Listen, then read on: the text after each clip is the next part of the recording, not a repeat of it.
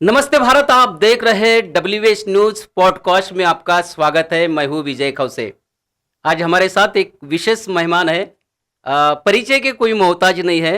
महाराष्ट्र के एक बहुत बड़े वक्ता है और राजनीतिक विश्लेषक भी है, और खास करके मैं बताऊंगा बहुत बड़े कवि भी है। साहित्यिक क्षेत्र में भी उनका नाम बहुत बड़ा है। ऐसे मेरे साथ में है ज्ञानेश वाकड़कर जी है। वाकड़कर जी, WH न्यूज के पॉडकास्ट में आपका स्वागत है। नमस्ते, बात धन्यवाद। करेंगे आज एक खास विषय पे, पर चर्चा चल रही है महाविकास गठबंधन की, क्योंकि हमने देखा है कि लोकसभा चुनाव में महाविकास गठबंधन ने बहुत ही अच्छा काम किया था। पूरे देश में काम अच्छा किया था। उसके बाद जो है एक महाविकास आघाड़ी के इंडिया गठबंधन को जो है एक ऊर्जा मिली थी।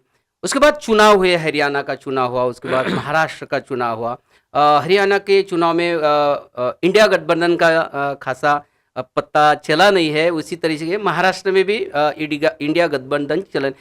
ये दोनों राज्य का चुनाव को देखते हुए अब ऐसी चर्चा चल रही है कि महाविकास गठबंधन जो है, इंडिया आघाड़ी जो है, ये खत्म होने के कगार पर चल रही है। आपका क्या एनालिसिस है इसके ऊपर में? आप एक अच्छे राजनीतिक विश्लेषक भी हो। जी, बहुत बहुत शुक्रिया, और नए स्टूडियो के लिए भी आपका अभिनंदन। सबसे बड़ी बात, ये बहुत बड़ा महत्वपूर्ण ये विषय है। एक बात तो है कि महाविकास आघाड़ी महाराष्ट्र के लिए है, और इंडिया गठबंधन जो है वो देश के लिए है। हम सब जानते हैं। मेन बात यह है कि इंडिया आघाड़ी जो है वो चलेगी, टूटेगी। फिर कुछ लोग बोल रहे हैं, मतलब उनके जैसे आम आदमी पार्टी वाले जो है वो लोग भी बोल रहे हैं कि इनको बाहर निकाल दो, इंडिया आघाड़ी को। अभी दिल्ली का चुनाव है। अब ममता बनर्जी बोल रही कि मुझे नेतृत्व दे दो। ठीक है, लालू यादव का बेटा तेजस्वी यादव बोल रहा है कि ये सिर्फ लोकसभा के लिए ही थी। और संजय राउत ने भी बोला, कांग्रेस ने भी बोला कि ये लोकसभा के लिए ही थी। संजय राउत ने बोला कि ये जरा ध्यान नहीं देते हैं, मीटिंगें लेनी चाहिए, सबको संभाल लेना चाहिए, और ये कांग्रेस की जिम्मेदारी है। तो ये बातें अपने अपनी लेवल पे मुझे लगता है कि दोनों सही है। अब इधर की बात सही है, उधर की बात भी सही है, तो थोड़ा अचरज होगा ना, ऐसा कैसे हो सकता है? दोनों बातें कैसे सही हो सकती है? मगर दोनों बातें सही इसलिए है कि देश की राजनीति अभी देखिए, अभी 13 के बाद में एकदम से बदल गई है। और देश की राजनीति एक लोकसभा की और स्टेट लेवल की, ये दो हिस्सों में बट गई है। बराबर है।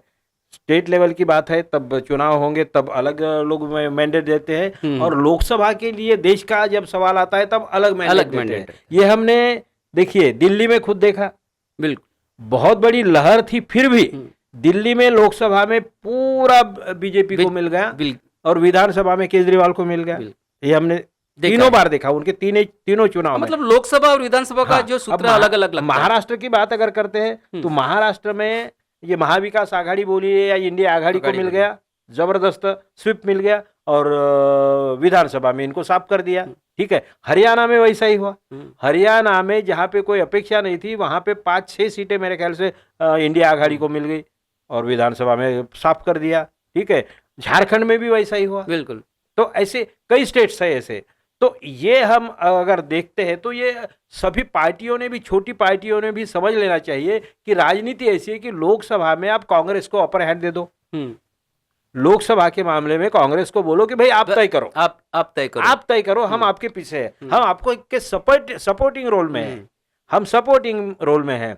और विधानसभा के लिए कांग्रेस पार्टी ने ये समझ लेना चाहिए और मान लेना चाहिए, और उसी तरीके से सभी को कोऑपरेट करना चाहिए। ठीक है, स्टेट लेवल पे आप बड़े भाई हो, हम आपके पीछे रहेंगे। बिल्कुल। तो ये रोल अगर दोनों अदा कर लेते हैं, ठीक तरीके से समझ लेते हैं, तो मुझे लगता है कि देश की राजनीति बहुत अच्छी तरह से एक अच्छी मोड़ पे जा सकती है। इस मामले में कंफ्यूजन है। क्या कंफ्यूजन? हाँ, कंफ्यूजन ये है, अब देखिए कांग्रेस एक सब दो ही पार्टीज देश में अभी राष्ट्रीय पार्टी है। बिल्कुल, भाजपा। बाकी तो ठीक है, पेपर टेक्निकली वो राष्ट्रीय है, जरूरी है ना।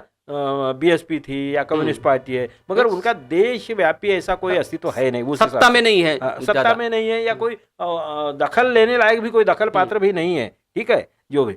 तो अब दो ही पार्टियां हैं। मेन बात क्या है कि कांग्रेस और कांग्रेस विरोधी। तो कांग्रेस की विचारधारा है सर्वसमावेशक है, बिल्कुल। समाजवादी भी उनके साथ में जा सकते हैं, अम्बेडकरवादी भी उनके साथ में जा सकते हैं, कम्युनिस्ट भी उनके साथ में जा सकते हैं, बराबर है, हिंदुत्ववादी भी, सॉफ्ट हिंदुत्ववादी वो भी उनके साथ में जा सकते हैं। लेकिन बीजेपी की बात ऐसी है, ना उनके साथ में अल्पसंख्यक तो कांग्रेस के साथ में जाते ही है, बराबर है, ना दलित उनके साथ में जा सकते हैं, ना मुस्लिम उनके साथ में जा सकते हैं, ना कोई क्रिश्चियन उनके साथ में जा सकते हैं। अब जैनों पे भी हमले करना शुरू कर दिया बीजेपी के लोगों ने, मंदिर को तोड़ा ना, उनके मंदिर को, अभी अभी की बात है, रिसेंट बात है।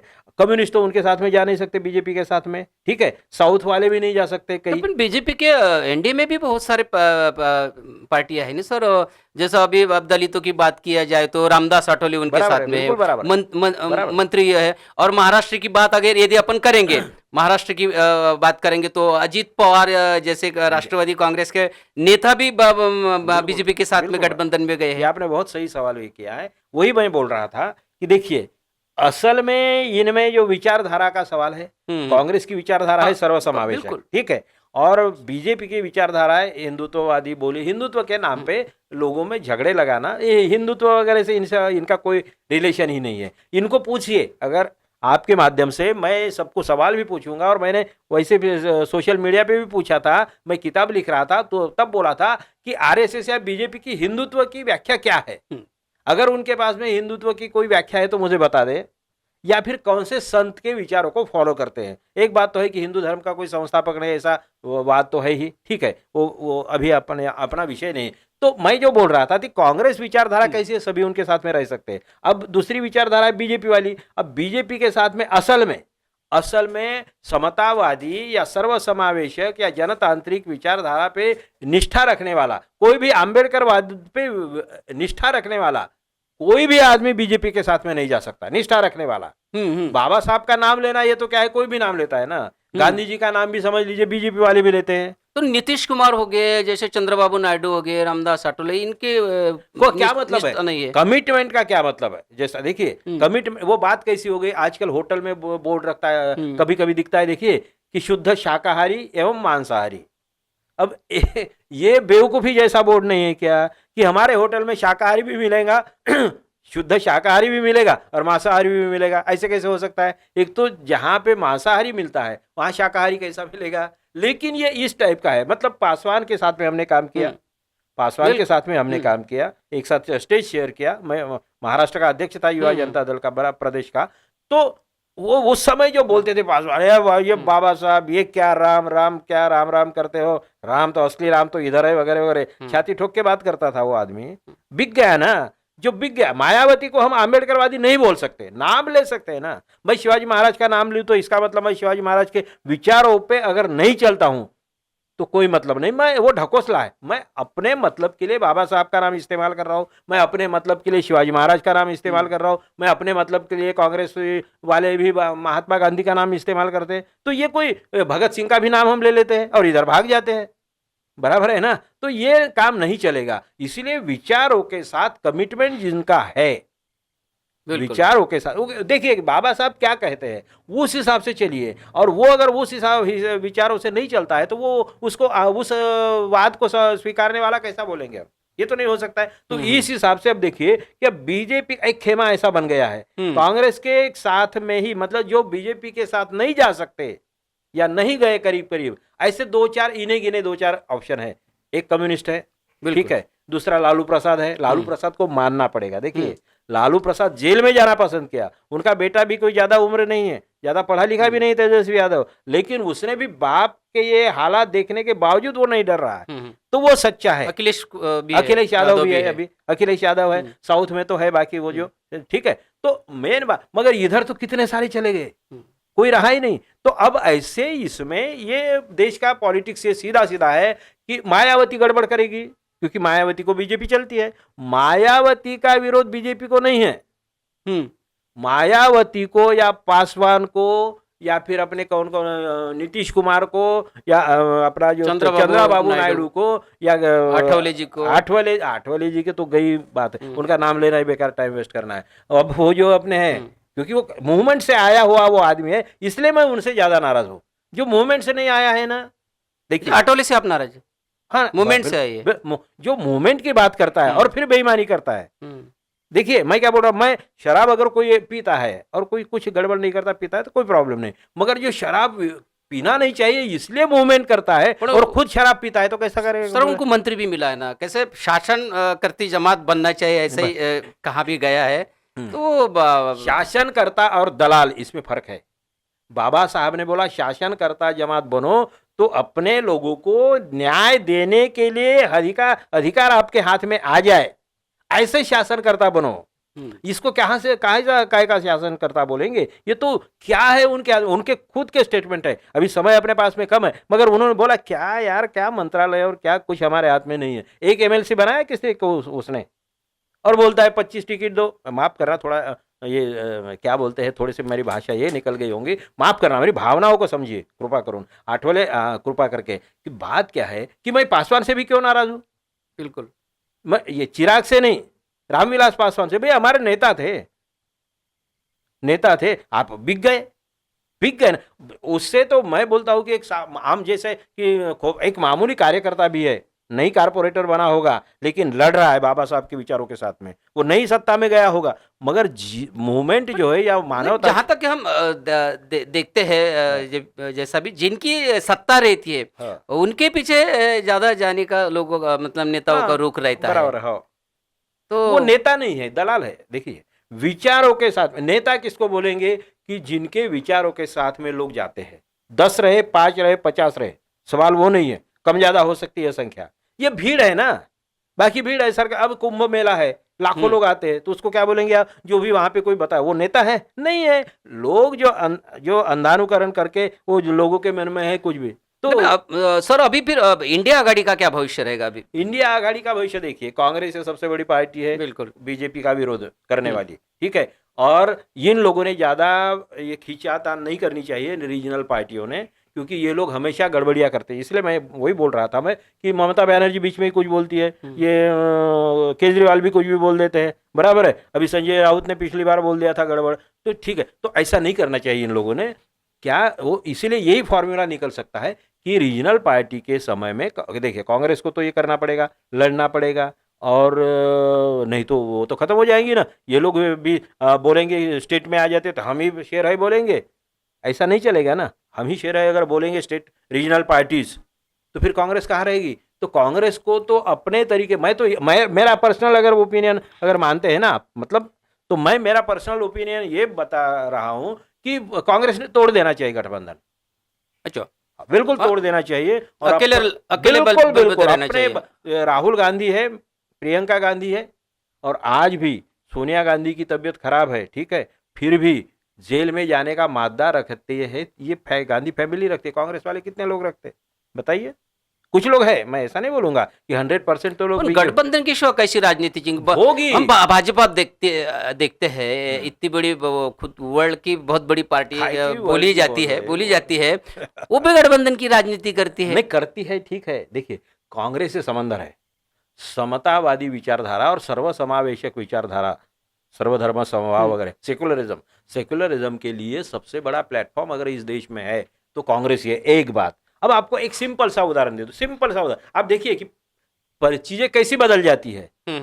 ये तो लोकसभा का और विधानसभा का उदाहरण है ही। 4 महीने पहले लोकसभा में क्या हुआ था, सुपड़ा साफ हो गया था, ये बिल्कुल इतने नर्वस इसमें चले गए थे बीजेपी वाले, ठीक है, और ये विधानसभा में पूरा ये कहाँ गए फिर वो, ठीक है। एक बात देखिए, दूसरी बात मैं एक बेस्ट उदाहरण आपको देता हूं जिसके तरफ ध्यान नहीं है। आंध्रा की बात करिए, चंद्राबाबू नायडू पिछले 15 साल से कहां थे, पूरे खत्म हो गए लगता था, बिल्कुल मानते हैं आप?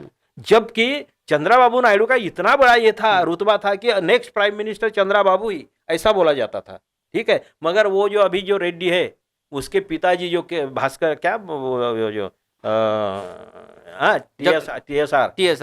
टीएसआर नहीं सॉरी, तो भास्कर रेड्डी है ना, वाईएसआर रेड्डी, ये अपने क्या बोलते कंप्यूटराइजेशन और इसमें लग गए, इंटरनेशनल ये बातें करते रहे, और वो गांव में गए। वाईएसआर गांव में गए, 2-3 साल वापिस ही नहीं गए, और यो ऐसा पलटा दिया कि साफ कर दिया। इतने खत्म हो गए थे चंद्राबाबू नायडू 15 साल तक, मेरे ख्याल से 5 साल उनका शासन था, ठीक है ना, बाद में ये हो गए, और 10 साल तो ये था ना मेरे ख्याल से, बराबर है ना, करीब करीब 15 साल। तो 15 साल जो साफ ही हो गया था आदमी, एकदम से कैसा आ गया, कितनी मेजोरिटी आ गई सोचिए ना। और जो गिड़गिड़ा रहा था उस समय, मैं हैदराबाद में था उस समय में, उनके लोग भी कॉन्फिडेंस में नहीं थे क्या होगा करके। तो कहने का मतलब क्या है कि परिस्थिति क्योंकि क्यों बदल गए, क्यों हो गया ये सब चित्र क्यों बदल गया, क्योंकि उसका नेटवर्क था ना, नेटवर्क। और बिल्कुल। कांग्रेस का भी नेटवर्क अभी हाँ, भी हाँ। है। अगर जब लोगों को लगेगा कि राहुल गांधी को एक करना होगा, ये जो पुराने लोग हैं कि नहीं, जो बिके हुए हैं या जिनके नहीं, तो उनको हटा देना वो चाहिए। कह रहा है सर, जैसा इंडिया आघाड़ी देश के लिए आपने बना ली है, इंडिया आघाड़ी बनाने के बाद में आप चुनाव लड़े हैं, वो मैसेज पूरा समाज तक के, लोगों तक के पहुंच गया है। बराबर है, बराबर। उसके बाद में मान लो जैसा दिल्ली का चुनाव आता है, तो दिल्ली का चुनाव अरविंद केजरीवाल जी सेपरेट लड़ेंगे, इंडिया गठबंधन नहीं रहेगा, तो वो मैसेज वही मतदाताओं के तरफ में अलग सा चले जाता है। इसका भी कुछ असर हाँ, ये बहुत गिर सही, सकता है ना? सही, ये बात सही है। लोग भी बोलते हैं जनरली,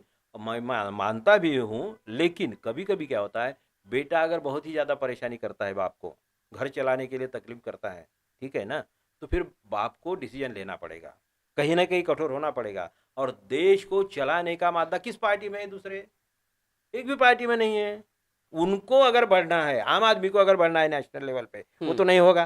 कौन सी पार्टी है बताइए मुझे? कम्युनिस्ट पार्टी का प्रयोग हो गया है, वो भी कुछ स्टेट्स में रहे हैं, ठीक है। बीएसपी का अच्छा एक ये आया था कांशीराम जी के समय में, एक अच्छा उसको, मगर लिमिटेशंस, उनकी लिमिटेशंस है। अम्बेडकरवादी पार्टियां जो भी है, वो विचारों में कोई सवाल ही नहीं आता है, लेकिन नेताओं में इतना संकीर्ण विचार होता है, वो सोचते ही नहीं है। वो क्या, उनको क्या लगता है कि बाबा साहब को बड़ा बनाने के चक्कर में छोटा बनाते जाते हैं। नहीं समझे? बाबा साहब है, मेरे और आपके कहने से वो छोटे नहीं बनेंगे और बड़े नहीं बनेंगे, वो तो है, वो है, इतिहास बन गया, बन गया है, ठीक है ना। मगर कुछ संकीर्ण नेताओं को लगता है यार मैं तो, ये जो बातें है ना, तो बड़े व्यापक, वो कांग्रेस में वो विचार है। आप देखिए कि बाबा साहब आम्बेडकर को, जब बाबा साहब आम्बेडकर और महात्मा गांधी के जो विचारों में जो ये तो था, आपको भी मालूम है, सबको मालूम है, ये अलग अलग था, गांधीवाद आम्बेडकरवाद दोनों बात, क्योंकि प्रायोरिटी थी, प्रायोरिटी उनकी देश की आजादी थी, हाँ, और बाबा साहब की प्रायोरिटी समाज थी। देखिए ये देखिए, सामाजिक सुधारना और पॉलिटिकल सुधारना, इसमें ये था, आजादी थी। ऐसे इसमें फिर भी ड्राफ्ट कमेटी का चेयरमैन बाबा साहब को बनाया। क्यों बनाया भाई? बड़ा मंत्रिमंडल में बाबा साहब थे, नेहरू जी का विरोध करते थे, फिर भी मंत्रिमंडल में थे।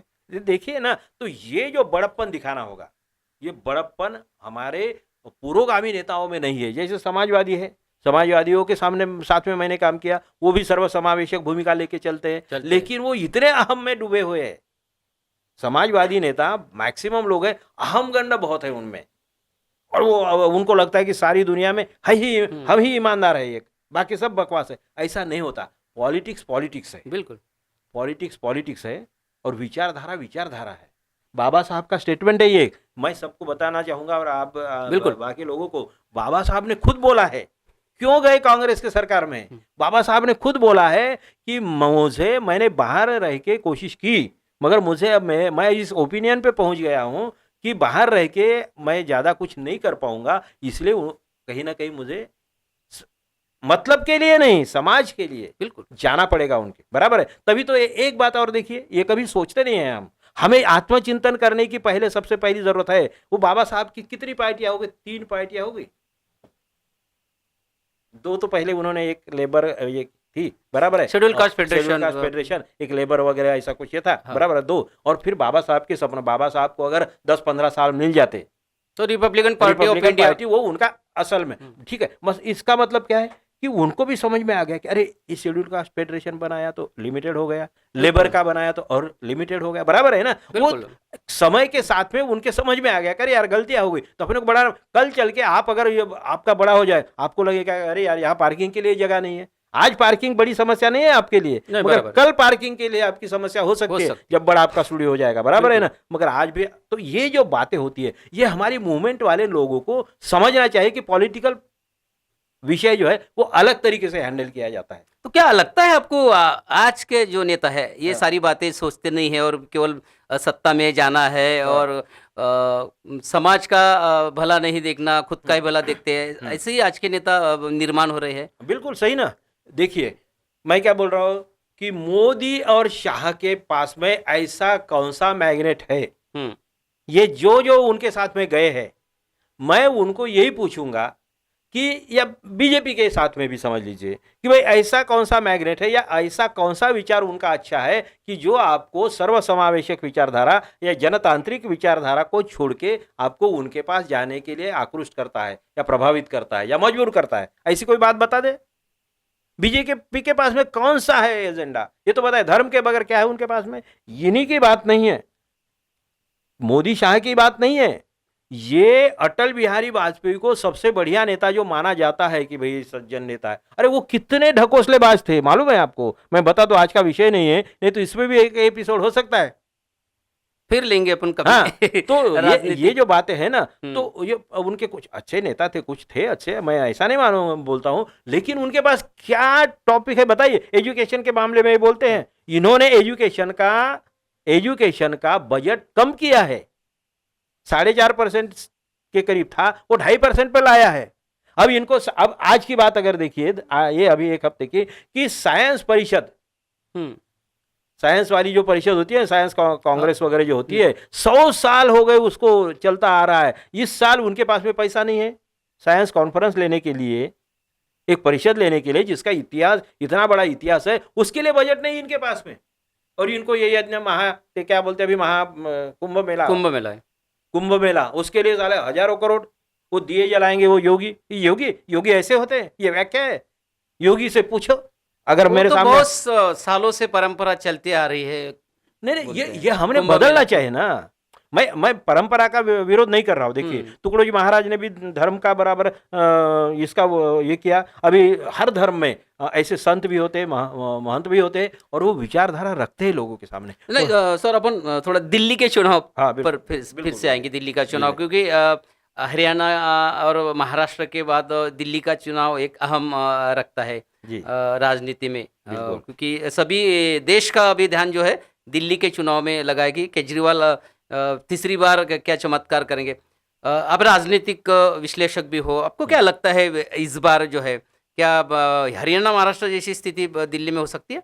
ईमानदारी से अगर चुनाव किए जाए तो क्या ईमानदारी से चुनाव होते नहीं होते। कई गड़बड़ियां, मैं ऐसे नहीं बोल रहा हूँ कि ऑटोमेटिक मशीन हैक हो जाती है, इसमें मैं भरोसा नहीं, मेरा नहीं है। मशीन में हैक नहीं होता है कि जैसे भी वोट दे दिया और बदल दिया जादू जैसा, ऐसे हैकिंग का। इलेक्ट्रॉनिक मशीन पे आपका विश्वास है? हाँ, मशीन में कोई गड़बड़ी नहीं है उस टाइप की। क्या बोलते हैं, यानी हैकिंग के मामले में लोगों का कहना जो है ना, कि भाई ये ऑटोमेटिक महीने में मत किसी को दे दिया, और दूसरे को चले गया, और वो ऐसा नहीं हो सकता। ऐसे तो ये जो करा देते तो ये नहीं होता है। लेकिन ये तो नहीं होता सकता है, क्योंकि फैन है। बिल्कुल, ये फैन, ये ठीक है कि यहाँ के फैन का अगर वो ये बाजू की बटन अगर के कनेक्शन है तो अपने वहां से करेगा, मगर ऑटोमेटिक नहीं करेगा ये। बराबर, सैटेलाइट अलग है। लोग यहाँ तक बोल देते हैं कि सैटेलाइट वहां से, उधर का सैटेलाइट यहाँ से दुरुस्त होता है। मेरे भैया, उसका अलग है। जैसे टीवी में जो बात करते हैं अपन, तो कहीं से भी कुछ बोले तो आ जाएगा, वो अलग सॉफ्टवेयर है उसका, वो अलग बात है, ठीक है ना। वो टेक्नोलॉजी अलग, ये अलग यूनिट है ना ये, ठीक है। तो वो उस तरीके का नहीं होता। लेकिन इसमें सेटिंग हो सकता है कि आप मेरे नाम से किसी नंबर में, नाम मेरा रहेगा, नंबर किसी नाम पे कनेक्ट किया जाता है, डाइवर्ट किया जाता है कभी कभी, बराबर है ना। तो यहाँ तक सेटिंग हो सकता है। मेरे नंबर पे आप डायल करें तो वो दूसरे के इसमें जाता है, होता है ना, डाइवर्ट हो जाता है ना, कॉल डाइवर्ट जिसे बोलते हैं। तो ये भी हो सकता है, इस टाइप का हो सकता है। दूसरी बात, कुछ और भी सेटिंग हो सकता है उसमें। और सबसे बड़ी बात इसमें भी नहीं है, मेन बात मुझे क्या लगता है, गड़बड़ कहाँ होती है मालूम है? ये पहले भी होती थी। ये मेन इसमें सबसे बड़ी चिंता वाली बात यह है कि इसका प्रूफ रखते नहीं है, दिखाते नहीं है। अच्छा, जैसे बैलेट पेपर पे वोटिंग होगा तो वो रिकाउंटिंग में पूरा बैलेट पेपर अपन देख सकते हैं, तो कभी भी देख सकते हैं वो, इसीलिए वो ट्रांसपेरेंट है। इसीलिए बैलेट पेपर पे ही चुनाव होना चाहिए, मैं कह रहा हूँ। मैं ये मशीन के फेवर में नहीं हूँ। ये जो बहानेबाजी करते हैं कि नहीं वो काउंटिंग के लिए बहुत, कहाँ काउंटिंग के लिए समय लगता है मेरे भाई, 2 दिन और लगेंगे, क्या फर्क पड़ रहा है? 20-20 दिन 30-30 दिन आप फालतू का ये करते हैं, चुनाव के इसमें खींचते रहते हो ना, तो अभी 2 दिन और लगेंगे। अभी तो और वन नेशन वन इलेक्शन की वो बात तो चल रही बकवास है, ये कुछ होने वाला नहीं है, होने वाला नहीं। और ऐसे कैसे हो सकता है? फिर 5 साल का अगर ये है, कुछ इधर जाएंगे कुछ उधर जाए, उसमें भी कानून में बदलाव करना पड़ेगा। बहुत सारी बातें हैं, ये कुछ भी क्या है, स्टंटबाजी करते हैं। मोदी जी को अब माफ करिए, हमें ऐसा प्राइम मिनिस्टर मिला है कि जिसमें खोखे में कुछ है ही नहीं, अंदर कुछ है ही नहीं, जो कचरा कुंडी डाल दिए। कभी कभी बोगस पार्सल आता है ना अपने नाम से, महाशक्ति बनने जा रहा है बोलते हैं देश। काय की आप महाशक्ति कैसे है बात कर भैया? रहे हैं? भीख मांग रहे हैं, और साइंस परिषद के लिए आपके पास में पैसा नहीं है, आप इधर उधर पैसे मांग रहे हो, और क्या काय की महाशक्ति बन रहे? हर चीज बाहर से मंगा रहे हो आप, हर चीज ये बोलते चाइना का विरोध कर। ये मेरे पास में एक बात बता दूं, मेरे घर में एक बार आए थे, बहुत लोग आते हैं वैसे, तो आए थे कि साहब आप एक काम करिए, आप हर बहुत घूमते रहते हैं, भाषण देते हैं, तो वो बोले कि एक काम करो आप। तो मैंने बोला क्या? तो चाइना के माल का बहिष्कार करने की बात करो। तो मैंने बोला विषय तो आपने, अच्छा जब चाइना का बहिष्कार करो, वो जो चल रहा था ना और जो भी पहले चीज चाइना से आती है वो तो उसका इंडिया तो ने मैंने नहीं बोला खरीदनी आइडिया तो चाहिए। बहुत अच्छी है, मैं बोलूंगा, इसमें कोई शक नहीं, मगर एक बात काम करो। बोला कि आप वो जो आपके भागवत है ना, मैंने बोला मोहन भागवत, तो उनके ऑफिस में देखो कि एसी कौन से कंपनी कंपनी के की लगे है। हुए, कहाँ से आए हैं, मोबाइल इस्तेमाल करते हैं तो वो कहाँ से आए हैं, कोरिया से आए, चाइना से आए, कहाँ से आए, वो तो पता कर लो, फिर भाई ये करूंगा। चुपचाप रह गया। एक बोले हाँ अब क्या करें, तो मैंने बोला पहले उनको बायकॉट करने के लिए बोलो। ये सब जो, अरे काय का बायकॉट और काय का क्या है, ये अंग्रेजी को बायकॉट करो, ये अरे सब चीजें तो हम बाहर की मंगा रहे हैं यार। ये माइक है, ये मोबाइल है, ये चश्मा है, ये कप है, ये कहाँ से बनता है? अपने यहाँ अभी बन रहा है, मगर टेक्नोलॉजी कहाँ की है? हमारे पास है ही क्या यार? हमारे पास कुछ नहीं, फालतू के विश्वगुरु कौन पूछ रहा है आपको? अपने घर में आप बोल रहे हो कि मैं दादा हूं। अरे दादा हो तो घर में दादा होंगे तुम, बाहर कहाँ दादा है भैया? क्या दिल्ली के चुनाव में क्या लगता है फिर? दिल्ली के चुनाव में मुझे लगता है कि केजरीवाल फिर से आ जाएंगे, ऐसा लगता है मुझे। जो पिछली बार में जिस इससे आए थे। हाँ थोड़ा सा तो हो गया उनके मामले में। एक बात देखिए, हम्म, केजरीवाल कोई बहुत दूध के धुले हुए नहीं है, वो भी नौटंकीबाज है। उनके भी मंत्रियों के ऊपर में घोटाले के हाँ वो आरोप तो लगे है, हैं, वो जेल तो जा सभी के चुके इसमें हैं। है। वो बात मुझे बहुत बड़ी नहीं लगती है, क्योंकि इन्होंने जिनके ऊपर भी कार्रवाई की है तो वो ठीक है, मगर भ्रष्ट नहीं है। गडकरी भ्रष्ट नहीं है, फडणवीस भ्रष्ट नहीं है, मोदी भ्रष्ट उनको नहीं ऊपर में है। आरोप नहीं लगे ना, मगर वैसे उतने किसने जेल नहीं कितने जा आरोप सके। लगा? मैं लगाता हूँ। जेल नहीं गए। नहीं, जेल नहीं गए तो भाई आप ही है ना, आपके हाथ में थानेदार भी ये तो आपका जेल जा चुके हैं। जेल भाई बराबर है ना। आप केजरीवाल जी जेल जा चुके हैं, मनीष सिसोदिया गए, बराबर है ना, क्योंकि संजय सिंह रह नहीं, चुके देखिए हैं, ना, आम आदमी पार्टी के बाद तो बराबर है दिल्ली ना। के लेवल सत्ता के ऊपर किसके में हाथ बात में कर रहा हूं है? मैं। सत्ता आपके हाथ में है। मुझे एक बात बताइए, गडकरी के भ्रष्ट नहीं है? मैं बोल रहा हूँ ना जाहिर, गडकरी भ्रष्ट है, फडणवीस भ्रष्ट है, अपने चंद्रपुर वाले भ्रष्ट है, मोदी भ्रष्ट है। वो क्या बताते हैं? मोदी पे अगर इतने केस लगाएंगे ना, मेरे हाथ में दे दो, सत्ता देंगे नहीं कोई। लेकिन अगर ईमानदारी से करूँ ना, तो मोदी और शाह को तो जेल या फांसी, इसके बगैर कोई, और वो भी जेल भी जाएंगे तो कैसे? लाइफ सेंटेंस, बाहर नहीं आएंगे जिंदगी भर। कितने पाप किए हैं इन लोगों ने भैया? एक सिंपल सी बात है, एक सिंपल बात है, इसके लिए बहुत कानून की जरूरत नहीं है। कानून की जरूरत, एक सिंपल बात है, आजकल बैंक का हिसाब कब बंद होता है? बैंक बंद होने के पहले बैंक का पूरा हिसाब बंद करना ही पड़ता है, नहीं तो बिल्कुल। जाने का ये नहीं किसी को। कैश काउंटर वगैरह है ना, उसका हिसाब बराबर है। इनका नोटबंदी के मामले में नोट एक्सचेंज करने का 2-2 साल काय के लिए लगते हैं? ज्यादा से ज्यादा 8 दिन में, खूब हो गया 8 दिन में देश के सारे हिसाब मैं देता हूँ बैंक के सब। क्या बात कर रहे हैं? और 2-2 साल लगते हैं। इसका मतलब आपने जो ब्लैकमेलिंग किया, आपने जो रिजर्व बैंक को उल्लू बनाया, आपने जो घोषणा की जिसका अधिकार नहीं है आपको, आपने क्या क्या नहीं किया ये इसने। वो वैक्सीन के मामले में किया, ये पीएम केयर फंड के मामले में ये आदमी ने प्रमोशन किया मॉडल जैसा। और जो प्राइवेट है ये नहीं कर सकते हम लोग। ये देखिए, सरकारी मुख्यमंत्री भी थे फडणवीस, नहीं सॉरी, ये थे, मुख्यमंत्री नहीं थे, विरोधी पक्ष नेता थे। उन्होंने, फडणवीस ने ये यहाँ तक बोला है कि सीएम केयर फंड में पैसा मत दो। सीएम कोरोना के समय बोलता है, कितना घटिया मेंटेलिटी है। देश की जनता या महाराष्ट्र की जनता मर रही है और ये आदमी बोल रहा है फडणवीस कि उनको सीएम केयर में फंड मत दो, पैसा मत दो। ये कहाँ का न्याय है भाई? इतने घटिया लोग हैं ये लोग देश को बर्बाद करना चाहते हैं। ये लोग पर लगातार सर हम 2014 से देखते आ रहे हैं कि लगातार उन्हीं की सत्ता है ना। अगर अच्छा काम नहीं करते थे लोग, वो सत्ता में क्यों आते थे? काम काम अच्छा है इसलिए सत्ता में बैठ रहे हैं ना, ये इसका किसने मतलब। बोला? ऐसे कई डाकू है इस देश में, अब लिस्ट निकालो। कई डाकू है कि 50 साल तक जीते हैं, हारे ही नहीं है। मीडिया भी बहुत उनकी वाहवाही मीडिया तो करती बिका है। हुआ है ना। देखिए सोशल हम मीडिया, देखते हैं टीवी पे। नहीं मैंने तो बंद कर के रखा है 12 से मेरे यहाँ का टीवी, और कई लोगों ने बंद करके देखा ये किया। और आप एक बात और देखिए कि चुनाव के समय में इनका टीआरपी देखिए कितने लोग देख रहे हैं, ये देखिए, और अब बाकी सोशल मीडिया, पैरेलल मीडिया या डिजिटल मीडिया, इसका देखिए, बहुत फर्क है। दूसरी बात क्या है, ये दबा सत्ता है इनके हाथ में, और लोगों का नशा का खुमार जो है ना, थोड़े दिन उतरने के लिए समय लगता है। हमारे पास में इतना विचार नहीं करते हैं लोग, ये बात है निश्चित। क्योंकि पॉलिटिकल, देखिए दो बातें मैं बता दूंगा, समय भी हो गया बिल्कुल होगा, बिल्कुल। तो दो समय बातें का बता भी दूंगा, दो बातें बता दूंगा कि एक केजरीवाल, अन्ना हजारे ने क्या बोला था कि एक लोकपाल आ गया तो देश का 80% भ्रष्टाचार खत्म हो जाएगा। ऐसा बोलने वाला आदमी एक तो जनता को उल्लू बना रहा है या खुद उल्लू है। देखिए ये तब भी मैं बोलता था, अब भी मैं बोलता हूं, और क्या हुआ, एक लोकपाल आने से क्या भ्रष्टाचार खत्म हो सकता है नहीं हो सकता है। वैसे ही शरद जोशी भी थे, अब छोड़ दीजिए वो उनकी बात। तो क्या होता है कि हमें बड़े बड़े पत्रकार तब केजरीवाल के इसमें लग गए थे, अरे मुझे भी बोले वाकुड़कर जी आप आम आदमी ज्वाइन कर लो, नहीं केजरीवाल के आंदोलन में जाओ, फिर आम आदमी ज्वाइन करो क्योंकि उनको भी एक नेता मिलेगा, आपको भी अच्छा स्टेज मिलेगा। मैंने बोला सब बोगस है यार। पहले इसमें मैंने लिखना ये कर दिया बोगस है करके। मेरे बेटे को भी बोला, बहू को भी बोला, वो सब उनके फेवर में थे। मैंने बोला 6 महीने मैं जो बोल रहा हूँ उन बातों पे ध्यान रखो, और फिर 6 महीने के बाद बात करेंगे। 6 महीने के बाद से उनका भ्रम निराश हो गया, अब वो गालियां दे रहे हैं। मतलब मेरे बेटे का ही सवाल नहीं है, तब की ये यंग पीढ़ी जो थी, ठीक है ना। तो क्या है कि हमें प्रैक्टिकल पॉलिटिक्स समझने वाले पत्रकारों की भी जरूरत है। बिल्कुल बिल्कुल। प्रैक्टिकल पॉलिटिक्स समझता है नहीं लोगों को, बड़े बड़े पत्रकारों को नहीं समझता है। एक बात बता दूं, ऐसी चर्चा में ये यहाँ पे अपने सत्य हिंदी में ये चल रहा था, जब ये अपने कोर्ट ने बोल दिया था कि 30 दिसंबर या कुछ तो भी एक डेट देती महाराष्ट्र के इसमें कि ये सभापति को, अध्यक्ष को महाराष्ट्र इस तारीख तक अपना रिपोर्ट सबमिट करो किसी भी।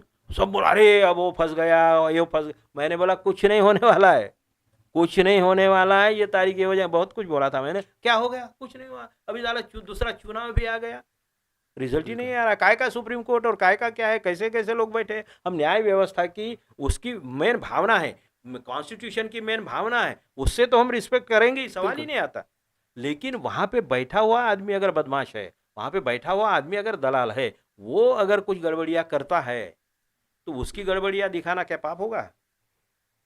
अगर पुलिस स्टेशन में कोई थानेदार वहां पे गांजा पीता है या ड्रग्स इस्तेमाल करता है तो थानेदार को हम कुछ बोलेंगे नहीं।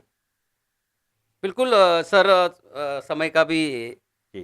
पाबंदी है थोड़ी, और आप हमारे स्टूडियो में आए, WH न्यूज के स्टूडियो इसमें में एक ही अपना। बोलता हूँ कि बस वही बात अधूरी रह गई कि केजरीवाल हाँ आ जाएंगे ऐसा लगता है। बिल्कुल बीजेपी 100%। और बीजेपी ज़्यादा गड़बड़ी करेगी नहीं, कर भी नहीं सकेंगी, क्योंकि उनके पास में, और एक शहर की बात है ना, वो चुनाव एक शहर का चुनाव है, स्टेट भले ही बोला जाता है, एक शहर बराबर हर मामले में बारीकी से ध्यान रखा जा सकता है। तो इसलिए गड़बड़ी करने के लिए इनके लिए चांस वहाँ कम है। और वैसे भी वो संघ के लोग उनको सपोर्ट करेंगे केजरीवाल को, क्योंकि वो संघ का ही पित्तू है, इसमें कोई ऐसा भी हो सकेगा। है ही। मैं क्या बोल रहा हूँ। हाँ 5 तारीख को चुनाव है और 8 तारीख को उसके बारे में आएंगे, तो किसकी सत्ता आएंगी वो तो दिखाई देंगे। लेकिन ये थे हमारे साथ में कवि और राजकीय विश्लेषक ज्ञानेश वाकुड़कर सर, नागपुर से है, और खास करके आज उनका जो कीमती समय जो उन्होंने हमें दिया है, और हमारे स्टूडियो में आके ये सारी चर्चा की है। सर शुक्रिया आपका, हमारे चैनल को आपको समय देने के लिए। धन्यवाद। धन्यवाद। नमस्कार।